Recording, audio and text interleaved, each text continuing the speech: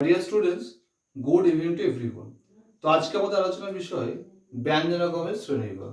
অর্থাৎ ব্যঞ্জনাগম কয় প্রকার? আদি ব্যঞ্জনাগম, মধ্য ব্যঞ্জনাগম এবং অন্ত ব্যঞ্জনাগম। কিন্তু আজকে মূলত আমরা আলোচনা করতে চলেছি মধ্য ব্যঞ্জনাগম, যাকে বলা হয় কনসোনান্ট ইনসারশন। তো এখন প্রশ্ন হবে যে মধ্য ব্যঞ্জনাগম কাকে বলে? তো সহজেই মাঝে শব্দের মাঝে ব্যঞ্জনধ্বনির আগমন ঘটবে। কিন্তু কি এটাই সংজ্ঞা লিখবো না? সংজ্ঞা হবে আমাদের জীব অসাবধানতাবশত কোনো শব্দ উচ্চারণ করার সময় যদি ধ্বনি দুটোর মাঝে কোনো বাড়তি ধ্বনি উচ্চারণ করে ফেলি, তখন তাকে বলা হয় মধ্য ব্যঞ্জনাগম। যের আরেক নাম হচ্ছে শ্রুতি ধ্বনি, যাকে ইংরেজিতে বলা হয় গ্লাইড, GLIDE। এখন প্রশ্ন হচ্ছে এটা এক্সাম্পল দেখি আমরা। যেমন চা যুক্ত এর সমান হলো চায়ের। তাহলে আমরা কি দেখতে পেলাম এখানে? এখানে ছিল চা যুক্ত এর সমান চায়ের, তাহলে এখানে অন্তস্থ অ, এই যে অতিরিক্ত ব্যঞ্জন ধ্বনিটা বা এই অতিরিক্ত যে ধ্বনির আগমন ঘটেছে, মানে অতিরিক্ত যে ব্যঞ্জন ধ্বনিটার আগমন ঘটেছে, তো এটাকে বলছে মধ্য ব্যঞ্জনাগম।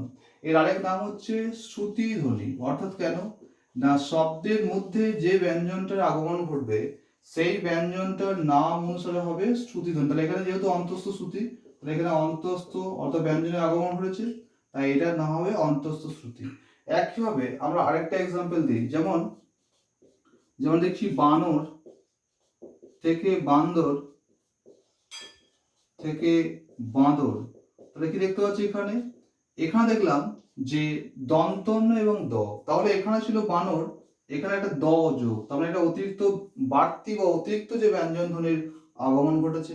এবার আমাদের লক্ষ্য করতে হবে শব্দের মধ্যে যে অতিরিক্ত বা বাড়তি ব্যঞ্জনের আগমন ঘটবে সেই ব্যঞ্জনটার নাম অনুযায়ী হবে বা নাম অনুসারে হবে এখানে শ্রুতি ধ্বনি। অর্থাৎ এটি হচ্ছে দ শ্রুতির উদাহরণ। পরীক্ষায় পড়বে একটি অন্তস্থ শ্রুতির উদাহরণ কি, একটা দ শ্রুতির উদাহরণ দাও, তাহলে আমরা বুঝতে পারবো যে আমরা এটাও বলতে পারি জেনারেল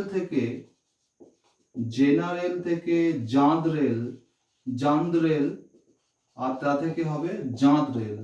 জেনারেল থেকে জাঁদরেল থেকে জাঁদরেল, একই হবে সেম, একই এক্সাম্পল। এখানেও দেখা যাবে কি দন্তটার সঙ্গে দ, অর্থাৎ এই যে দ ব্যঞ্জনটার অতিরিক্ত আগম ঘটেছে, তো যে ব্যঞ্জনটা অতিরিক্ত আগম হবে বা আগম ঘটবে, তো সেই ব্যঞ্জনটার নাম অনুযায়ী হবে শ্রুতি ধ্বনি, যাকে ইংরেজিতে বলে গ্লাইড। তাহলে আমরা আশা করা যাক এই মধ্য ব্যঞ্জনাগম বিষয়টি বুঝতে পারলাম।